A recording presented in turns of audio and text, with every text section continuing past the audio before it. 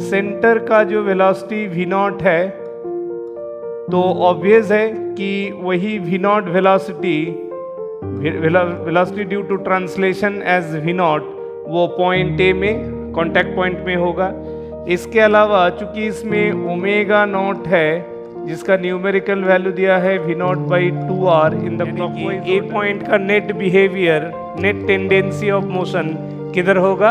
Obviously right to surface of contact. तो surface of contact के respect में ये स्लाइडिंग बिहेवियर राइटवर्ड होगा।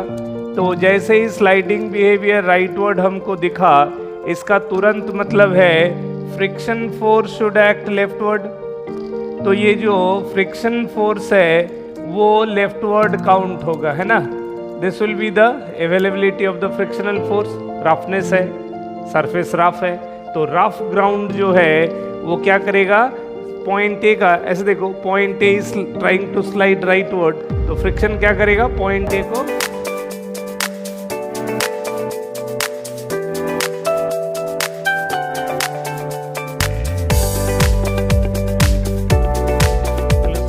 Welcome back to another video session. और इस लेक्चर में आज हम लोग डिस्कस करने वाले हैं प्योर रोटेशन मोशन। जैसे कि इस सीरीज़ में लास्ट वीडियो जो आपने देखा है यूट्यूब में, वो था एक सॉलिड स्फीयर अगर ट्रांसलेशन मोशन से शुरू करे तो वो किस तरह से एक प्योर रोलिंग मोशन, है ना, the condition of pure rolling motion के कंडीशन तक कैसे पहुँचेगा, how a translation gets converted into pure rotation, and that is for a solid sphere हमने डिस्कस किया था। आज की इस वीडियो में हम लोग फिर से how to reach a pure rotation again for a solid sphere only, ठीक है, उसी के लिए डिस्कस करेंगे। लेकिन यहाँ स्टार्टिंग कंडीशन सिर्फ ट्रांसलेशन नहीं रखेंगे, यानी कि सॉलिड स्फेरिकल बॉडी पे ट्रांसलेशन और रोटेशन यानी linear velocity at the centre of मास और साथ ही साथ एक एंगुलर वेलोसिटी वो भी उसको प्रोवाइड करेंगे।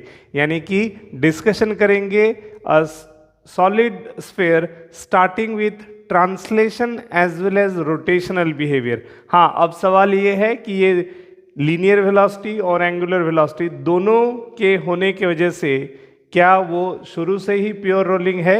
अगर नहीं है तो वो वहाँ से स्टार्ट करके प्योर रोलिंग तक कैसे पहुँचेगा। So let's begin. तो जैसे कि मैंने कहा कि एक सॉलिड स्फेरिकल बॉडी लेते हैं तो मान लो ये रहा वो सॉलिड स्फेयर। सॉलिड स्फेयर का हमने रेडियस r ले लिया, इसका मास m। ये एक रफ हॉरिजेंटल सरफेस है, यहाँ कोफिशिएंट ऑफ फ्रिक्शन म्यू। और अब सेंटर ऑफ द स्फीयर यानी O पे एक लीनियर वेलोसिटी दे देते हैं, late it B v not initial velocity. और इसके अलावा let it is having an angular velocity omega not, एक इनिशियल एंगुलर वेलोसिटी है जो कि v नॉट बाई 2r के बराबर है। यानी कि अब हम देख रहे हैं कि ये सॉलिड स्फेरिकल बॉडी में ट्रांसलेशनल बिहेवियर और रोटेशनल बिहेवियर दोनों हैं। लीनियर वेलोसिटी भी है सेंटर ऑफ मास में और साथ में एक एंगुलर वेलोसिटी भी है ओमेगा, जिस गिवन ओमेगा से वो अपने एक्सेस के about, an axis passing through the centre जो कि डायमीटर लाइन है ना, सॉलिड स्फीयर का एक्सेस मतलब वो एक डायमीटर भी है, तो डायमीटर लाइन के अबाउट वो रोटेट कर सकता है। तो ये अगर बिहेवियर है एट t इक्वल टू 0 है और ये बॉडी क्या है? अ solid sphere, a solid sphere of mass m, solid sphere of mass m and radius r, ठीक है। एम मास आर रेडियस का सॉलिड स्फीयर है t इक्वल टू 0 में, जैसे कि आपको दिख रहा है centre of the mass of the solid sphere में ट्रांसलेशनल वेलोसिटी v नॉट है और उसी v नॉट के टर्म पे angular velocity v naught by 2r है। तो जहाँ तक पहला स्टेप ऑफ द डिस्कशन, अगर मैं सॉलिड स्फीयर को ड्रॉ करूं to understand about the velocity values at the various points, तो वो फिर कैसे होगा, देखो ये ग्राउंड है, contact point of the solid sphere let it be identified as A at the starting instant, और हम क्या करते हैं, सेंटर का जो वेलोसिटी वी नॉट है, तो ऑब्वियस है कि वही v naught velocity due to translation as v naught वो पॉइंट ए में कॉन्टैक्ट पॉइंट में होगा। इसके अलावा चूंकि इसमें ओमेगा नॉट है जिसका न्यूमेरिकल वैल्यू दिया है v naught by 2r in the clockwise order, तो क्लॉकवाइज घूमने की वजह से इसका जो surface as well as inside हर एक पॉइंट ऑब्जेक्ट में क्लॉकवाइज ओमेगा होगा, जिस वजह से एक tangential linear velocity due to rotation होगा जिसको लिखा जा सकता है omega naught into r. Basically ये जो tangential linear velocity due to rotation ये हर एक पॉइंट ऑब्जेक्ट में एग्जिस्ट करेगा accept the centre of mass यानी ओ के अलावा हर पॉइंट में ये वी आर दिखेगा। लेकिन हम लोग सिर्फ बॉटम मोस्ट पॉइंट में क्यों डिस्कस कर रहे हैं, क्योंकि हमको शुरुआती इंस्टेंट में स्टार्टिंग इंस्टेंट में ये समझना है कि कांटेक्ट पॉइंट का वाकई कोई नेट वेलोसिटी है या नहीं है, क्योंकि कांटेक्ट पॉइंट का नेट वेलोसिटी ही डिसाइड करेगा कि what will be the role of friction force that is the roughness of the surface, right. तो ए पॉइंट पर दो वेलोसिटी, एक फॉरवर्ड वी नॉट और दूसरा वी आर बैकवर्ड, जो कि omega naught angular speed into radius, centre के about omega naught clockwise है at each and every point of the spherical body, तो उससे कॉन्टैक्ट पॉइंट ए का radial distance r, so v naught v r is equal to omega naught into r. Omega naught का value को substitute करें, that is v naught by 2r that into r, यानी कि ये हो गया v naught by 2। So there is a clear indication कि A point में जो सेंटर ऑफ मास का वेलोसिटी वैल्यू है वी नॉट वो राइटवर्ड है, और ओमेगा की वजह से बनने वाला जो टेंजेंशियल वेलोसिटी जो ऑपोजिट इन डायरेक्शन है वो वी नॉट बाई 2 है। So these are the two velocity values at the contact point, forward is v naught, backward is v naught by 2। So that means this shows that at ए में net velocity that is velocity of A is rightward in direction, यानी कि A point का net behaviour net tendency of motion किधर होगा, obviously rightward, है ना। जिधर centre of mass का ट्रांसलेशनल मोशन है बिल्कुल उसी डायरेक्शन में कॉन्टैक्ट पॉइंट का नेट वेलोसिटी होगा, और उसका न्यूमेरिकल वैल्यू कितना होगा, this is v naught minus we naught by 2, यानी कि वी नॉट बाई 2 राइटवर्ड, ठीक है। इस कारण से हमको दिखेगा कि ये इस पॉइंट का नेट वेलोसिटी फॉरवर्ड होने का मतलब है इस पॉइंट में ए के लिए हम लिख सकते हैं sliding tendency rightward, sliding tendency is rightward with respect to surface of contact, with respect to surface of contact। तो surface of contact के रेस्पेक्ट में ये स्लाइडिंग बिहेवियर राइटवर्ड होगा। तो जैसे ही स्लाइडिंग बिहेवियर राइटवर्ड हमको दिखा, इसका तुरंत मतलब है friction force should act leftward. तो ये जो फ्रिक्शन फोर्स है वो लेफ्टवर्ड काउंट होगा, है ना। This will be the availability of the frictional force. Roughness है, सरफेस रफ है, तो रफ ग्राउंड जो है वो क्या करेगा, पॉइंट ए का, ऐसे देखो point A is trying to slide rightward, तो फ्रिक्शन क्या करेगा, पॉइंट ए को फ्रिक्शन फोर्स लगाएगा backward in direction. So this will be the direction of frictional force, ठीक है ना। तो इसका मतलब लिख सकते हैं फ्रिक्शन फोर्स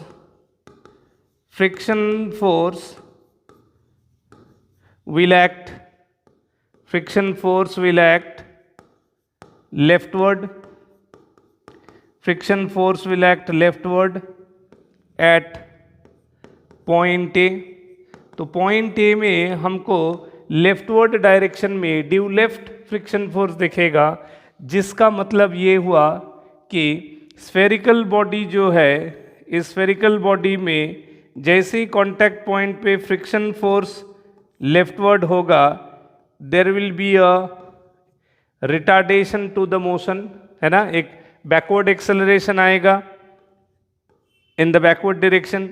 तो ये जो एक्सेलरेशन है वो फ्रिक्शन फोर्स बाय मास, और फ्रिक्शन फोर्स को हम जानते हैं, लिखते हैं mu into N by M, तो ये हो जाएगा mu M G by M, यानी कि म्यू जी, यानी कि एक कांस्टेंट वैल्यू का फ्रिक्शन फोर्स बैकवर्ड काम करेगा, which will be numerically mu जी।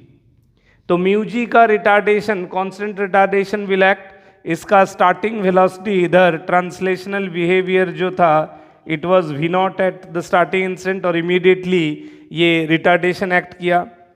ये फर्स्ट इफेक्ट है ड्यू टू फ्रिक्शन। अच्छा, साइमल्टेनियसली फ्रिक्शन का दूसरा इफेक्ट भी काम करेगा।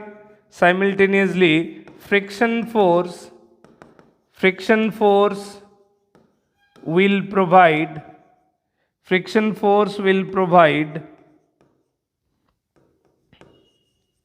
फ्रिक्शन फोर्स जो है वो एक टॉर्क भी प्रोवाइड करेगा, विल प्रोवाइड टॉर्क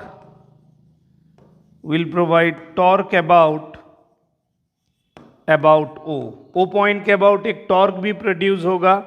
ये आर का परपेंडिकुलर डिस्टेंस ऑफ सेपरेशन है ना, तो क्या होगा, फ्रिक्शन फोर्स को एक टॉर्क प्रोवाइड होगा।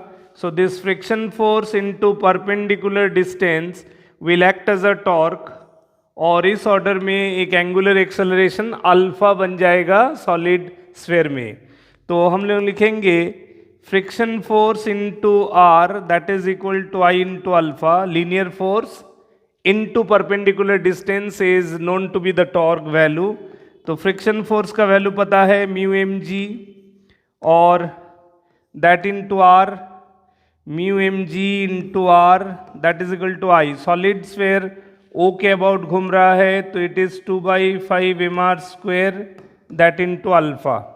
ठीक है, तो एंगुलर एक्सेलरेशन अल्फा क्लॉकवाइज बना, कौन प्रोवाइड किया, torque by the friction force, क्योंकि फ्रिक्शन फोर्स एक सरकमफरेंस पॉइंट में एक्ट कर रहा है जो कि available which is getting a distance R from the centre of rotation.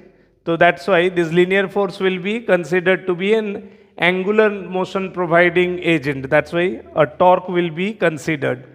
तो अब जो है यहाँ से अगर मैं m कैंसिल कर दूँ, एक r कैंसिल कर दूँ, तो यहाँ से अल्फा का वैल्यू मिल जाता है, that is equal to 5 mu g by 2r। तो इतना का अल्फा बना क्लॉकवाइज इन ऑर्डर। ठीक है, डायग्राम से आपको समझ में आ रहा है clockwise.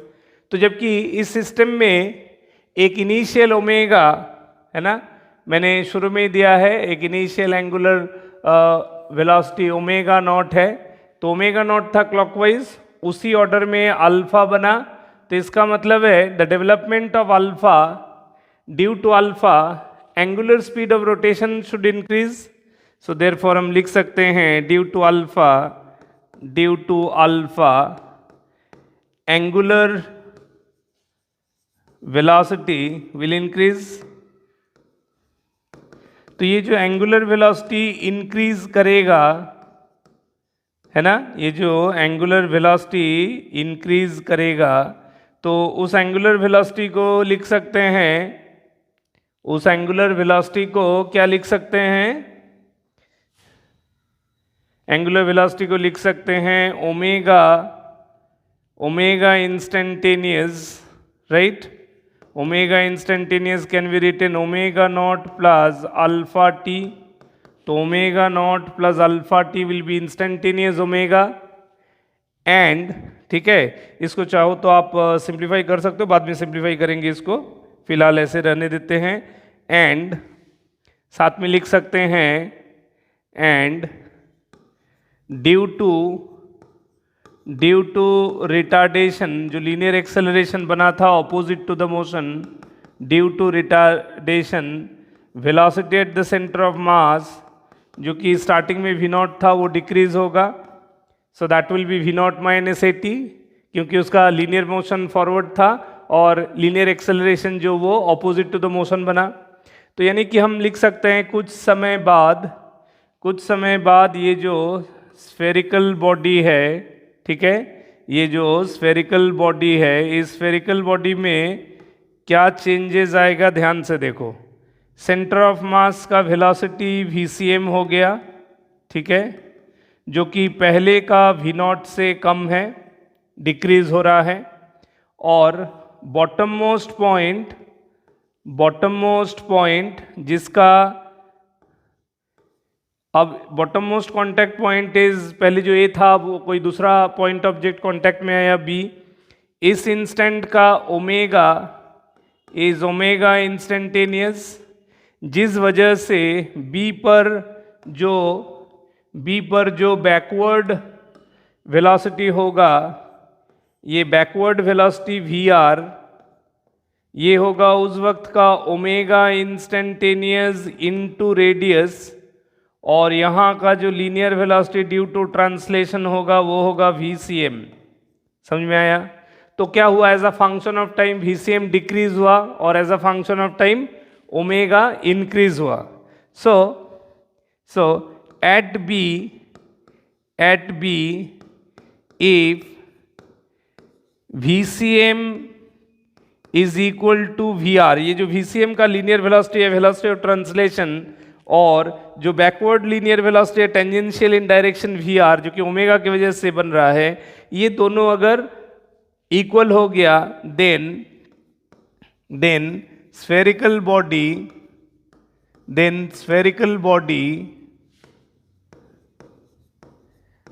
will be reaching the condition of pure rotation. Spherical body will be reaching the condition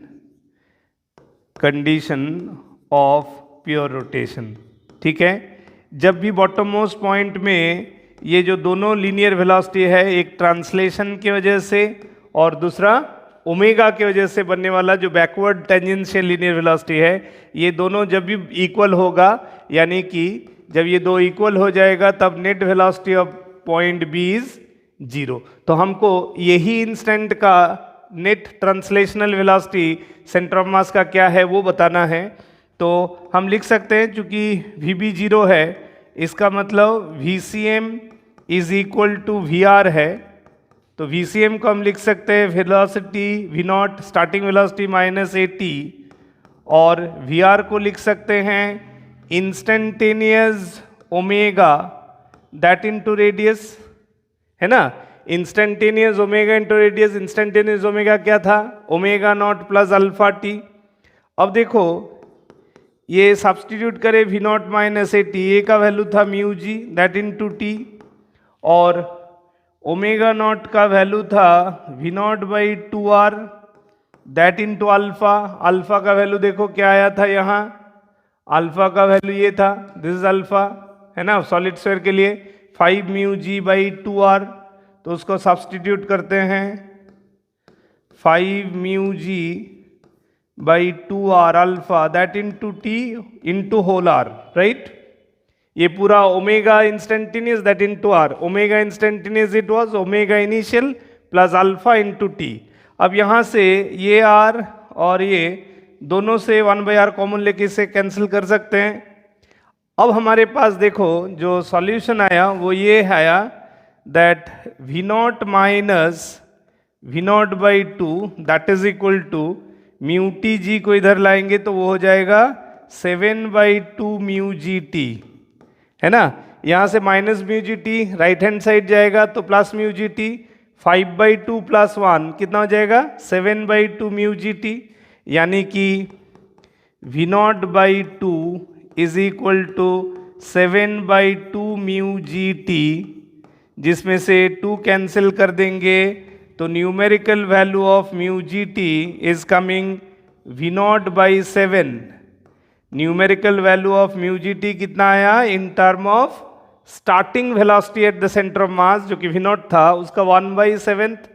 so therefore velocity of center of mass at the instant of pure rotation जो कि V naught minus a t यानी mu g t था। तो अब देखो V naught minus we naught by 7, मैंने mu g T की जगह ये म्यू जी टी की जगह ये वाला वैल्यू डाल सकते हैं, तो ये हो गया 6/7 वी नॉट, राइट। तो देखो एक सॉलिड स्फीयर जिसमें लीनियर वेलोसिटी और ओमेगा दोनों ही था स्टार्टिंग मोमेंट में, लेकिन दोनों के होने के बावजूद भी बॉटम मोस्ट पॉइंट का नेट वेलोसिटी फॉरवर्ड हो रहा था, तो उसको कहेंगे इम्प्योर रोटेशन।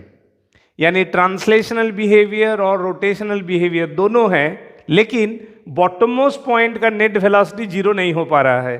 तो जब तक एक रोलिंग कैपेबल बॉडी में ट्रांसलेशन और रोटेशन दोनों बिहेवियर होगा, लेकिन कांटेक्ट पॉइंट का net velocity with respect to surface of contact zero नहीं होगा, तब वो दोनों होने के बावजूद भी वो इम्प्योर रोटेशन। तो हेयर इन दिस केस इसका अल्टीमेट मतलब हुआ कि सॉलिड स्फीयर को हमने इम्प्योर रोलिंग से शुरू करके प्योर रोलिंग स्टेट तक डिस्कस किया, और according to this condition given final linear velocity at the centre of mass, जब वो प्योर रोटेशन को अटेन कर रहा है, उस समय का value 6/7 of the starting linear velocity, right. तो उम्मीद करते हैं ये वीडियो जिसमें हमने हर एक पॉइंट को थॉरोली डिस्कस किया, आपको इसको वीडियो को एक बार नहीं कई बार देखना है, हर एक आर्गुमेंट को एनालाइज करना है कि मैंने क्या कहा, क्यों कहा, क्या किया उसमें, ठीक है। और अगर आप बहुत बारीकी से